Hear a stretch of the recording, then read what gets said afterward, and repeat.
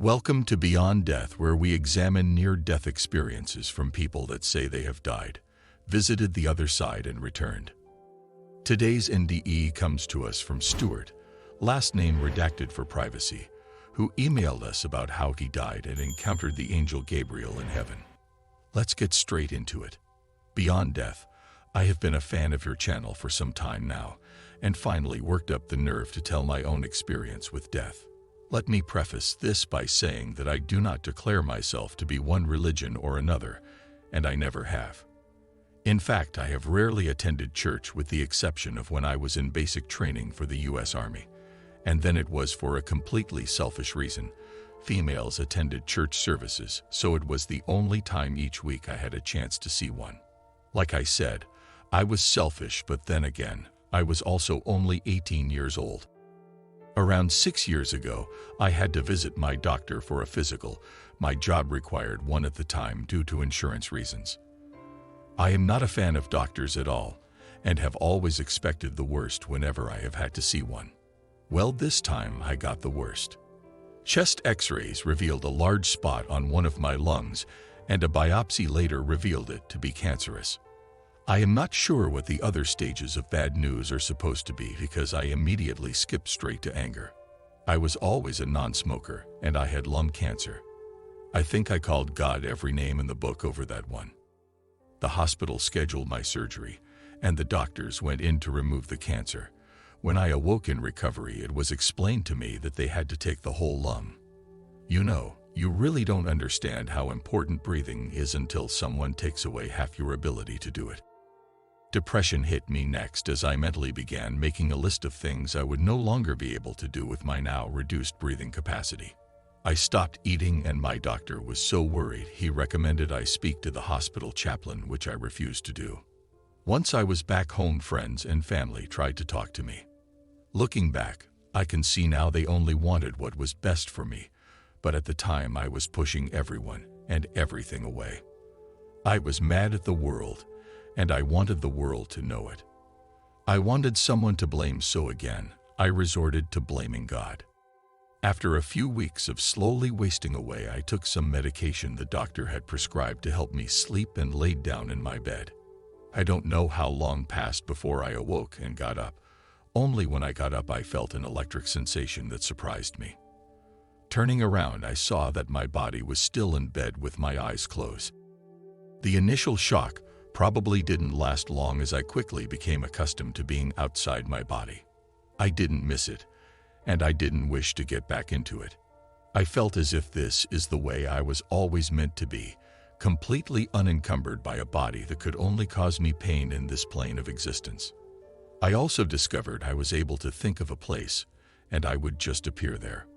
First, I tried moving through walls and doors, and when that worked, I decided to see what was beyond my ceilings. Was there a limit to how far I could travel? As I shot up through my ceiling and into the sky, I started looking around in a 360-degree view.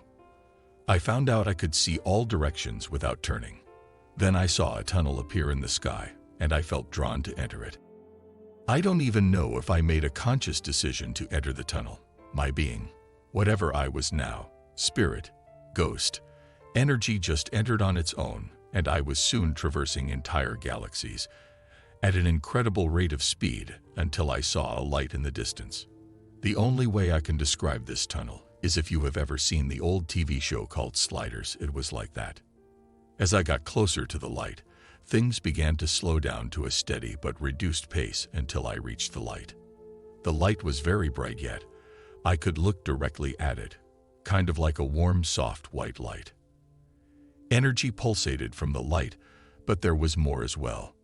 There was a calm, peaceful, loving feeling that is not even describable with any words known to man.